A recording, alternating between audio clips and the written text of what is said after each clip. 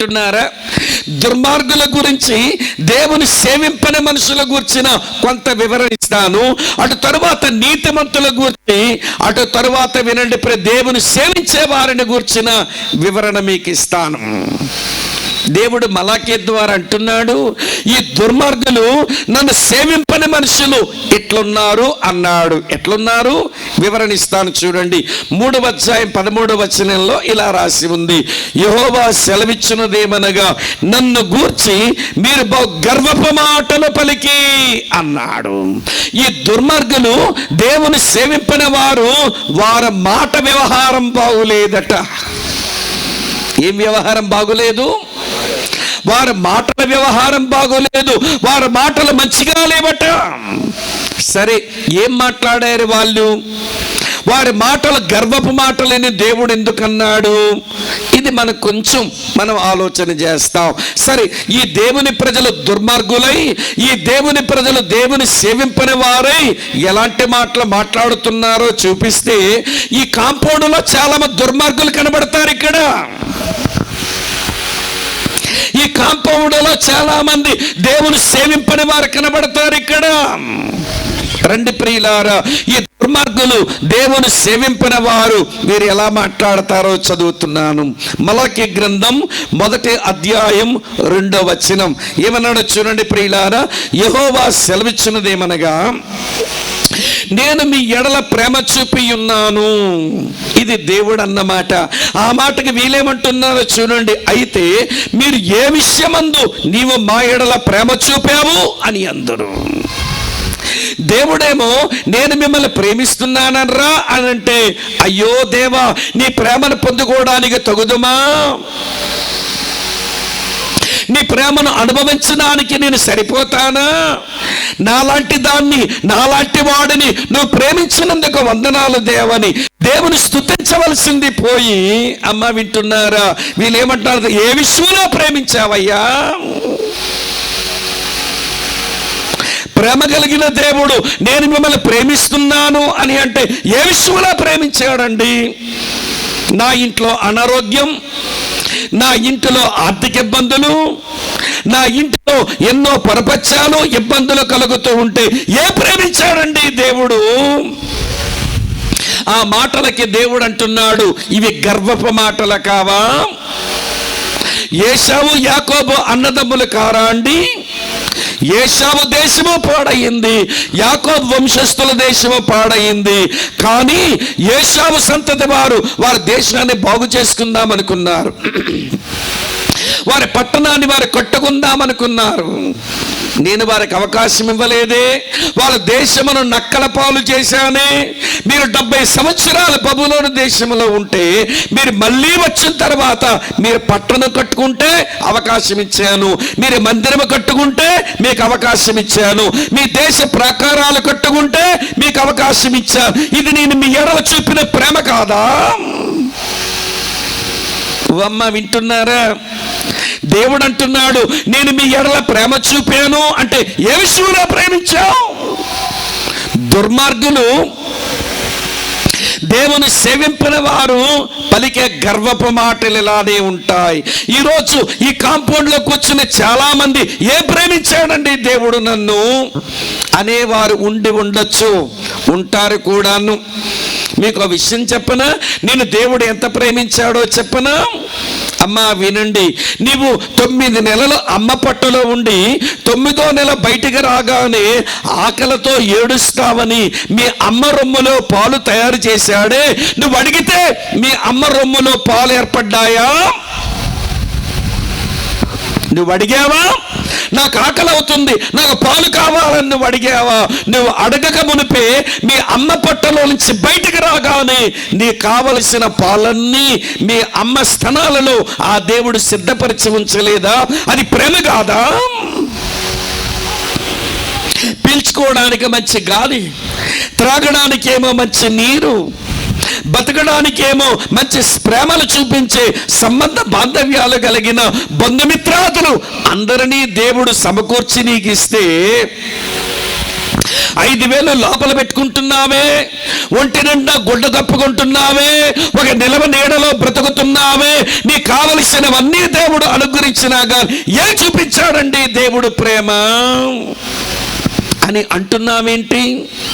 ఇది నీవు అనవలసిన మాటేనా? ఈరోజు చాలా మంది సంఘాల్లో తగలడి కూడా క్రైస్తవులు అనిపించుకుని కూడా ప్రియులారా ప్రేమించా దేవుని మీద ఏ ప్రేమించావు అని మాట్లాడుతున్నారు. ఇలాంటి వారికి బైబిల్ పెట్టే పేరు దుర్మార్గులు, దేవుని సేవించిన మనుషులు అన్నాడు. అమ్మ వింటున్నారు కదూ? దేవుడు ప్రేమిస్తున్నాను అంటే ఏమంటున్నారు? ఏం ప్రేమించావు అన్నారు. సరే, మరో మాట చూపిస్తాను. వారి మాట వ్యవహారమే బాగులేదన్నానుగా, మరో మాట చూపిస్తే దేవుడు అన్నాడు, మీరు నా నామాన్ని నిర్లక్ష్య పెడుతున్నారా అన్నారు. దేవుడు అన్నాడు. ఆ మాట విన్న వాళ్ళు, అయ్యో దేవా, నీ నామాన్ని నిర్లక్ష్య పెడుతున్నానా, తప్పైపోయింది దేవా, లెంపలేసుకుంటాను, గుంజీలు తీస్తాను, ఎవడి పశ్చాత్తాపడతాను, నన్ను క్షమించు దేవా అని ఉండాల్సింది. కానీ వారు అనే మాట ఎట్లుందో చూపిస్తాను చూడండి. అదే మలాకీ గ్రంథం 1వ అధ్యాయం 6వ వచనం చూడండి ప్రియులారా, ఏమి రాసిందో. కుమారుడు తన తండ్రిని గణపరచును గదా, దాసుడు తన యజమానుని గణపరచును గదా, నా నామము నిర్లక్ష్య పెట్టు యాజకులారా, నేను తండ్రినైతే నాకు రావలసిన ఘనత ఏమాయను, నేను యజమానుడనైతే నాకు భయపడేవాడు ఎక్కడున్నాడు అని సైన్యములకు అధిపతి యెహోవా మిమ్మను అడగగా మీరేమంటున్నారు? ఏమి చేసి నీ నామాన్ని నిర్లక్ష్య పెట్టాం? వింటున్నారా? దేవుడు అంటున్నాడు, ఒరే, నేను తండ్రినైతే మీరు నా పిల్లలైతే, నేను యజమానుడనైతే మీరు నా దాసులైతే నాకు భయపడేవాడు ఎక్కడున్నాడు, నన్ను గణపరిచేవారు ఎక్కడున్నారు అని దేవుడు అడిగితే, నా నామాన్ని నిర్లక్ష్య పెడుతున్నారు అని ఆయన అడిగితే, నిజమే కదా ప్రభువా, నీ భయమును వదిలి బ్రతికించి బతుకుతున్నాం మేము, నీ నామానికి రావలసిన ఘనత మేము తీసుకురావడం లేదు, అయ్యో దేవా క్షమించు అని ఏడవలసిన వీళ్ళు ఏమంటున్నారట? ఏమి చేసి నీ నామాన్ని నిర్లక్ష్య పెట్టామయ్యా, ఏమి చేసి నీ నామాన్ని నిర్లక్ష్య పెట్టాం? ఏమిటా మాటలంటే మా శ్రీకాకుళం భాషలో చెప్పాలంటే ఇది రాలుగాయ మాటలు. రాలుగాయ మనుషులు రాలిపోతున్నారన్నమాట. ఇది సంఘాల్లో కూడా తగలడ్డారు. ఎందుకు నమ్మారో యేసు ప్రభువుని అర్థం కాదు. దేవుని భయం వీళ్ళకి బొత్తిగా ఉండదు, దేవుని గణపరచడం వీళ్ళకి చేతనే కాదు. మళ్ళీ తిరిగి దేవుని మీద ఏమి నిర్లక్ష్య పెట్టాం? ఎలక నిగుడుతుందండి, చంపదెబ్బ కొట్టేవాడు లేక ఇలాంటి రాలుగా మాటలే మాట్లాడతారు. సంఘాల్లో కూడా ఉంటారు. సంఘాలు ఉండడం ఎందుకులండి, ఈ కాంపౌండ్లోనే కూర్చుని ఉంటారు. ఇక్కడ కొంపదీసి నువ్వేనేమో, ఆ రాలుగాయ మనిషి నువ్వేనేమో. బుర్ర తిరుగుడు ఎక్కువై దేవుని భయం వదిలేసి పలుకుతున్నావే, ఆ రాలుగాయ మనిషి నువ్వే. దుర్మార్గురాలివి నువ్వు, దేవుని సేవించిన వాడివి నువ్వు, అందుకే ఇలా మాట్లాడుతున్నావు నీవు. ఇక్కడ ఉన్నారా లేదా? మొదటి రోజే ఏంటండి కొరడా పెట్టుకొని కొడుతున్నాడు వీడు అనుకోకండి. దేవుని వాక్యం అలా చెబుతుందండి. దేవుడు తన హృదయాన్ని విప్పుకొని మాట్లాడుతున్నాడండి మనతో. ఇది నేను మనసులో పెడితే చాలు. నేను ప్రేమిస్తున్నానర్రా అంటే ఏమంటున్నారు వీళ్ళు? ఏం ప్రేమించావు? నా నామాన్ని నిర్లక్ష్య పెడుతున్నారర్రా అంటే ఏమి నిర్లక్ష్య పెట్టావు? సరే, మళ్ళీ దేవుడే అంటాడు, మీరు నా బలిపీఠమును నా బల్లను అపవిత్రపరుస్తున్నారర్రా అన్నాడు. ఎందుకన్నాడో తెలుసా? వీరి మందల్లో మగది ఉంది కానీ ఆడదాన్ని తెచ్చి ఇక్కడ అర్పిస్తున్నారు. వారి మందల్లో ఆరోగ్యకరమైన గొర్రెలు ఉన్నాయి కానీ ఇక్కడ జబ్బు పట్టినవి తెచ్చి అర్పిస్తున్నారు. వారి మందలలో మంచి గొర్రెలే ఉన్నాయి, ఏమంటే వాళ్ళవే, కానీ వాళ్ళ గొర్రెలు అలాగే ఉంచుకొని దొంగలాడి తెచ్చి అర్పించేస్తున్నారు. దొంగ మొక్కలు. అమ్మ వింటున్నారా? ఆరోగ్యకరమైన ఉంటే జబ్బు అర్పిస్తున్నారు, మగది ఉండగా ఆడదర్పిస్తున్నారు, వారి మందలో చాలా మేకలు గొర్రెలు ఉండగా దొంగలాడిని తెచ్చి అర్పిస్తున్నారు. ఇది నా బల్లను మీరు అపవిత్రపరచడమే అన్నాడు దేవుడు. నిజమే దేవా, నిజముగా నీ బలిపీఠాన్ని, నీ బల్లను అపవిత్రపరుస్తున్నామని పశ్చాత్తాప పడవలసిన వారు వాళ్ళు ఏమంటున్నారో చూడండి ప్రియులారా. అందుకే దేవుడు అన్నాడు, మీరు బహుగర్వ మాటలు పలుకుతున్నారు, మీరు దుర్మార్గులు, నన్ను సేవింపని మనుషులు అన్నాడు. చూడండి, చదువుతాను. మలాకి గ్రంథం 1వ అధ్యాయం 7వ వచనం. నా బలిపీఠం మీద అపవిత్రమైన భోజనమును మీరు అర్పించుచు, చూడండి ఏమంటున్నారు, ఏమి చేసి నిన్ను అపవిత్రపరిచితమని మీరు అందురు. ఏం అపవిత్రపరిచామయ్యా నీ బల్లని? చూసారా ఎలాగున్నాయి వీళ్ళ మాటలు? నేను ప్రేమిస్తున్నానంటే ఏం ప్రేమించామంటున్నారు. మీరు నా నామాన్ని నిర్లక్ష్య పెడుతున్నామంటే ఏమి నిర్లక్ష్య పెట్టామంటున్నారు. నా బల్లను అపవిత్రపరుస్తున్నారంటే ఏం అపవిత్రపరిచేమంట. ఒక్క మాటగా లొంగారండి? ఇక్కడ ఉన్నారా లేదమ్మా? ఒక్క మాటకైనా లోబడ్డారా? ఒక్క మాటకైనా లొంగారా? ఒక్క మాటకైనా చెంపదెబ్బలేసుకున్నారా? ఒక్క మాటకైనా పశ్చాత్తాపడే మనసు వీళ్ళకు ఉందంటే ఏం లేదు ప్రియులారా. ఇది మీరు గమనించాలని కోరుతున్నాను. సరే సరే, దేవుడే కొంచెం ఆగి మళ్ళీ ఏమన్నాడో తెలుసా? మీరు మీ మాటలతో నన్ను చాలా ఆయాస పెడుతున్నారరా అన్నాడు. మీ మాటలతో ఏం చేస్తున్నారు? నన్ను ఆయాస పెడుతున్నారు అన్నాడు. పోనీ అప్పుడన్నా పశ్చాత్తాపడాలిగా. చూడండి వీళ్ళు ఏమన్నారో చదువుతాను. మలాకి గ్రంథం 2వ అధ్యాయం 17వ వచనంలో, మీ మాటల చేత మీరు యెహోవాను ఆయాస పెట్టుచు, మళ్ళీ ఏమంటున్నారట, దేని చేత ఆయనను ఆయాస పెట్టుచున్నామని మీరు అడుగుచున్నారే, మీకు భయం బొత్తిగా లేదా? వినండి వినండి వినండి ప్రియులారా, మీ మాటల చేత నన్ను ఆయాస పెడుతున్నారనంటే ఏం ఆయాస పెట్టామయ్యా నిన్ను? చూసారా ప్రియులారా, ఎంత బరితిగించారో దేవుని ప్రజలు. 400 సంవత్సరాలు ఆయన అందుకే మాట్లాడడం మానేశాడు. తన ప్రవక్తను పంపలేదు, తన ప్రవచనము ఇవ్వలేదు, ఒక పుస్తకము వాళ్ళకి ఇవ్వలేదు.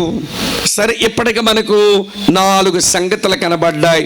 అయినా దేవుడే ప్రేమతో తగ్గించుకొని, సరే జరిగిందేదో జరిగింది లెండర్రా, మీరు నా తట్టు తిరగండి, మళ్ళీ మీరు ఉజ్జీవ స్థితిని పొందండి అని నా తట్టు తిరగండి అని అంటే, అయ్యో దేవా నీ తట్టు తిరుగుతాము అని చెప్పి ఉండాల్సింది.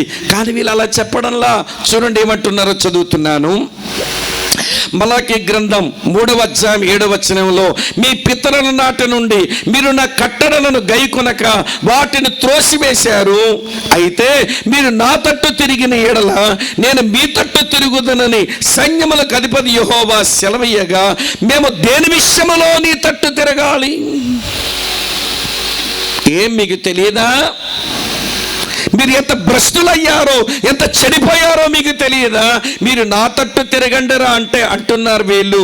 ఏ విషయంలో తిరగాలి? అమ్మ అర్థమవుతున్నదా? సరే, అయినా దేవుడు ఇంకా తగ్గించుకొని, మీరు ఏ విషయంలో తిరగాలి మీకు అర్థం కాలేదా? మర్చుకొక మాట చెప్తాను వినండర్రా. మీరు నా దగ్గర దొంగిలిస్తున్నారుగా, నా దగ్గరకు తీసుకురావాల్సింది మీరు తినేస్తున్నారుగా అని వారి ధర్మ విషయమై మాట్లాడాడు ఆయన. అప్పుడైనా పశ్చాత్తాపడతారేమని. చూడండి వాళ్ళు ఏమంటున్నారు.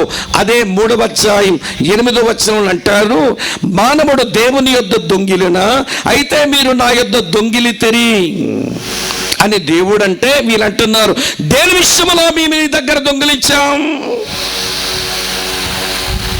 దేని విషయంలో నీ దగ్గర దొంగిలించాం?